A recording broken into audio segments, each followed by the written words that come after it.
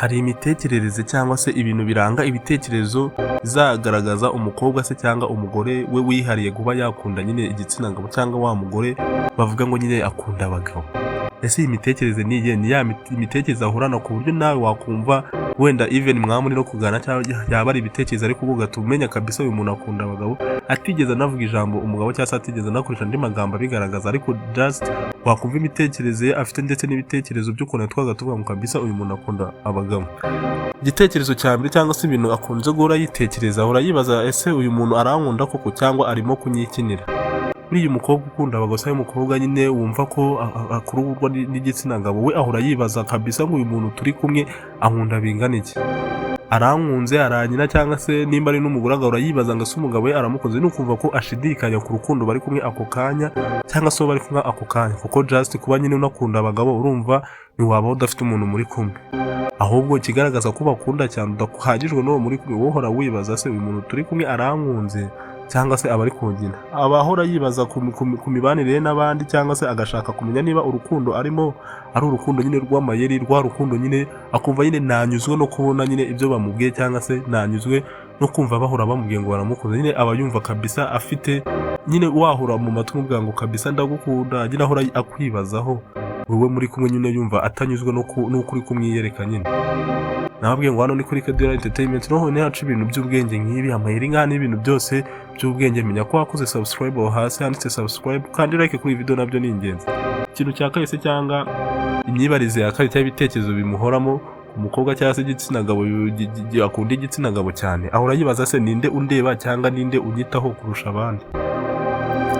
Ushobora gushakana n'umukobwa cyangwa ukashaka umugore cyangwa yewe nawe uri umukobwa cyangwa uri umugore, ariko ugasanga ni wa mugore nyine just wiyitaho bikajukana ko uyu muntu kwiyitaho nyine kabisa umuntu aba akwiye kwiyitaho agasa neza akagaragara neza ku buryo nyine aba yashimisha buri muntu wese bahuye, ariko nyine wa muntu nyine uko yiyitaye uyu munsi ukabona ejo yabihinduka none ari guhindura, ubwo urumva nyine aba afite amatsiko kabisa y'ukuntu abamureba bamureba bingana iki cyangwa se bamwitaho bingana iki.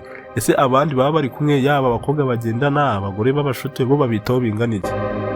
Ubu nyine nimba ufite umugore cyangwa se ufite umukobwa mwashakanye ukabona nyine yiyitaho ku rwego rurenze urwo yiyitaye igihe mwari kumwe, cyangwa se ukabona nyine aracyitaho bikabije nk'aho ari umwadurisa cyangwa se akiri umuntu w'umukobwa nyine usanzwe, menya ko kabisa aba yita kuvuga ngo se ntabwo ari we aba ashaka kuzuza ibyiyumviro bye cyangwa se kuzuza ibyishimo byawe, ahubwo aba ashaka kumenya ese abandi bagabo bahura nabo cyangwa se abandi ikindi gitsina gabo yaba abasore bagenda bahura nabo bamwitaho bingana ute, bamurebaho bingana ute cyangwa bamutekerezaho bingana ute. Menya uyu muco nawo uranga umugore nyine ukunda abagabo cyangwa se ushishikajwe no guhora ari kumwe n'abagabo cyangwa yakurura amarangamutima y'abagabo. Imyitekerereze ya gatatu cyangwa se ibintu bya gatatu akunze guha agaciro, aho uratekereza ko ubu se nteye neza bihagije ngo mbashe kuba nakurura cyangwa nashimisha buri mugabo. Ahangaha noneho hagenda havana bya bintu byo gusanga abagore bari kwibagisha cyangwa se bari kongera ibibuno byabo ndetse n'indi bintu. Ubundi mu busanzwe ikisanzwe kimenyereyeho umukobwa cyangwa se umugore aba yakora cyose kugira ngo ahaze uburanga bwe cyangwa se yuzuze uburanga bwe ku buryo buri mugabo wese aciyeho cyangwa buri musore wese aciyeho agerageza kumureba.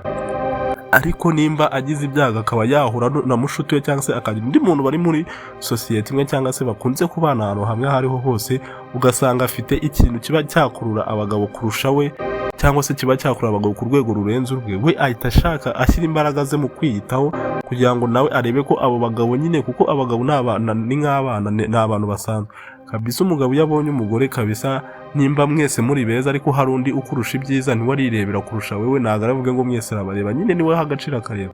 Rero nawe iyo amaze kumenya wagwana akabona ko utari kumubwira cyangwa se utamwitayeho ndetse abo bagabo nyine bamucishije kabisa, nawe akora igishyi ahita ashyira imbaraga mu kugaragara neza nyine akiyitaho biteye ubwoba, akambara imyenda imyegereye nimba wenda yambaraga ugasanga kugenda bindura kugira ngo agaragaze umubiri we bihagije ku buryo umugabo nyine ahita abona kabisa ngo uyu mugore nyine nawe akaba yabashitura nyine.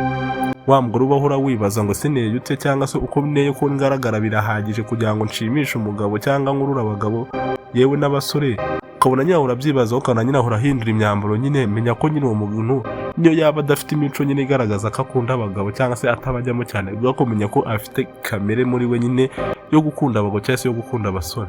Ntabwo wakwifuza ko abagabo bakureba cyane cyangwa se unafite umugabo cyangwa ufite boyfriend wawe ariko urifuza ko nabo unyuraho bahora bagufiza attention cyangwa bahora bakwitegereza cyane ngo wambaye ute uyu munsi, byagenze gute, uyu munsi wakoze iki, ari uko utabakunze. Kuko umuntu udakunze ntabwo wakwifuza ko agutaho umwanya nawe kureba, kuko iyo udakunze umuntu nuba unashaka ko nyine agutekereza. Iyindi mitekerereze ya gatatu akunze kugira nyine akenshi na kenshi iyi ngiyo iratangaje cyane, kuko akunze kuyigaragariza ku bantu nyine bakunze kubana cyangwa ku bantu bakunze kuganira. Buriya muri sosiyete nyine umuntu aba afite ibyo akora cyangwa se umugore aba afite ibyo akora, ntiyabura guhuriramo n'abagabo. Nta kazi kabaho gakorerwa n'igitsina gore gusa ku buryo ubaho udahura n'abagabo kabisa, ku buryo iyo connection yabura. Ndetse noneho iki kimenyetso cyangwa se imitekerereze ikunze kugaragazwa n'umugore uri muri sosiyete y'abagabo nyine benshi.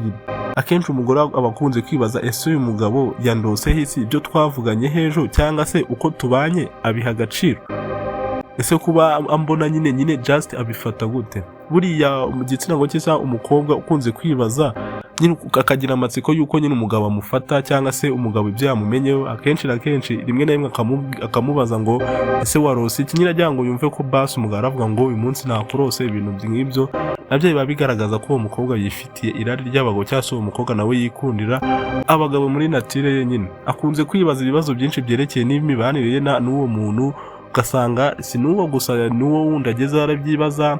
Evenimo yaba anafite n'umugabo ariko ugasanga ararenga akajya kumenya ese abandi bagabo bamutekerezaho iki.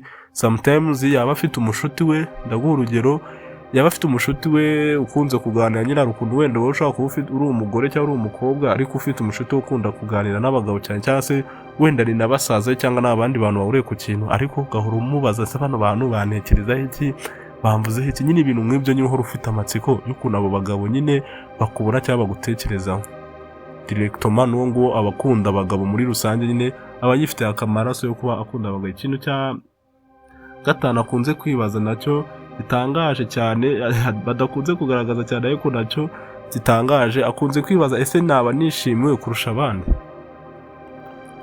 Umukobwa buri gihe aba ashaka kumenya ese uyu muntu umukobwa mugenzi wanjye tumeze kimwe, turi mu kigero kimwe, abandi bamufata gute. Nyine kumva ko nyine hari umukobwa cyangwa se uwundi muntu basa nk'abahanganye, nk'uko kamemo muri kamere yabo badakunda kugereranwa. Aba yumva ko uwo muntu bari kumwe cyangwa se uwo mukobwa wundi muri sosiyete bari kumwe aba agomba kuba muri imbere cyangwa se amuri hejuru cyangwa amuriho intambwe imbere, kugira ngo nyine muri sosiyete aba ameze nk'aho ari we mukobwa mwiza. Noneho buri gihe aba ashaka kumenya ese aba bagabo cyangwa se aba basore banyishimiye kurusha aba bandi bagenzi banjye. Mu gihe ataramenya ibyo ngibyo azakora igishoboka cyose, ari nayo mpamvu agenda bazabaza cyane. Ugasanga rimwe na rimwe yewe yegereye n'abo bagabo bakamubaza se ngo uri umubona ute, ibintu nk'ibyo cyane cyane nyine bikunze kuba ku basore cyane. Ugasanga nyine umukobwa ashaka kumenya uko ufata abandi, evenimo yaba we ari na boyfriend wawe cyangwa se ugasanga umukobwa wenda ni girlfriend wawe, ariko ugasanga urakubaza ese ngo uri runaka umubona gute, ibiki nyine ajyanga amenye ibitekerezo uko umufata.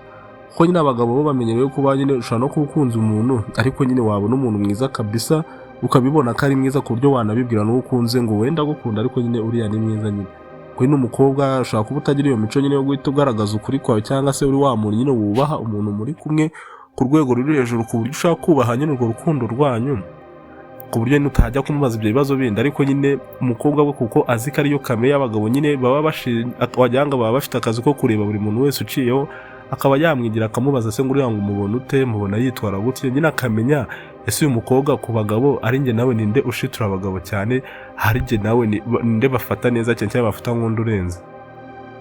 Umukobwa nyine ugaragaje uyu muco nawe wo kwibaza ukuntu abagabo bafata bagenzi cyangwa bamugereranya na bagenzi be, ndetse n'ukuntu bagenzi be mu mitima y'abagabo cyangwa batera irara abo bagabo, agashaka kumenya byose. Nawe aba agaragaje ko afitiye irara abagabo cyangwa se nawe yikundira abagabo muri rusange. Nubwo mwaba muri kumwe, menya ko anytime yabonye undi mugabo mwiza cyangwa se abona nyine umugabo umwitayeho cyane, yagusiga cyangwa kuguca inyuma biba byoroshye. Ikintu cya gatandatu akunze kwibaza ese mbigenze nde kugira ngo amfashe, anyiteho cyangwa se anshyigikire mu byo nkora. Buriya nta mukobwa udakunda kwitabwaho se cyangwa kugaragaza ko afashijwe, niyo yaba yifashije cyangwa yakora ikintu nyine ubwe ku giti cye, ikintu akeneye gufashwamo we yakikorera. Ariko buriya kuga nyine bakunda care muri rusange. Abagabo bakunda care cyangwa abagabo bakunda kwitabwaho, ariko umukobwa we akunda kugaragarizwa urukundo. umugabo ushaka kuza ukamwitaho ukamugirira ibiki nyine ibintu byose bimufasha, kuko nyine abagabo nk'ibintu byo mu rugo umushyirira amazi, utuntu twose tuba twamufasha, ariko umugore we akunda uhora umwitayeho umubwira ngo uramukunze, uzanye n'umukora ko mweka ko umukunda. None we abavuga ngo se nakora iki ku buryo cyamfasha kugira ngo anshyigikire cyangwa anyiteho ku rwego nyine rugaragara buri muntu wese. Niyo mpamvu uzasanga umukobwa iyo yagukunze cyangwa se ari proud yawe ku rwego ruri hejuru, abashaka ahantu hose mube mushoreranye muri kumwe, cyangwa se nyine ahantu hose mugiye mube mwagaragaza urwo rukundo mufitanye, cyangwa se ku buryo n'abantu bose batavuga ngo kabisa uyu mukobwa arakunzwe, kandi ni nabyiza nyine ukagaragaza nyine ko umukunze muri societe, n'abantu bose muri kumwe nyine bakayimenya ko umukunze cyane. Rero umukobwa atangiye kujya avuga ngo ndetse ndabigenza ne kugira ngo nyine umugabo amfashe cyangwa se uyu muntu anyiteho ndetse anshyigikireho, ugasanga nyine agenda akora ibintu bijya kureshya nyine gusedusinga nk'abagabo, agira ngo nyine bamukiyaringe bamukireho attention wenda ari ku rwego runaka. Aho ngaho nawe biba byagaragaje ko nyine yifitiyemo amaraso yo kwikundira abagabo, nubwo yaba ari we wabikora waramubwiye ko umukunda, icyo nta biba birenze, ariko ugasanga nyine yego biba binagaragara amaso kabisa. Iyo umukobwa nyine akunda abagabo nawe wayibonesha amaso, kuko ukuntu aba yitwara, imyitwarire ye muri kumwe, ubona ko kabisa aba akeneye iyindi attention iturutse ku ruhande, atari yawe akeneye gusa. Rero menya abo tubana nabo, nawe wa mukobwa niba ufitiye imico, menya ko nyine kabisa ufitemo amaraso yo gukunda abagabo. Yego abagabo n'abana beza nta kibazo cyo kubakunda, ariko nyine ukamenya uko bitwara, kandi ukamenya ko abagabo nyine si abana beza cyane nyine ku buryo wabimakaza ukavuga ngo ugiye kubakunda.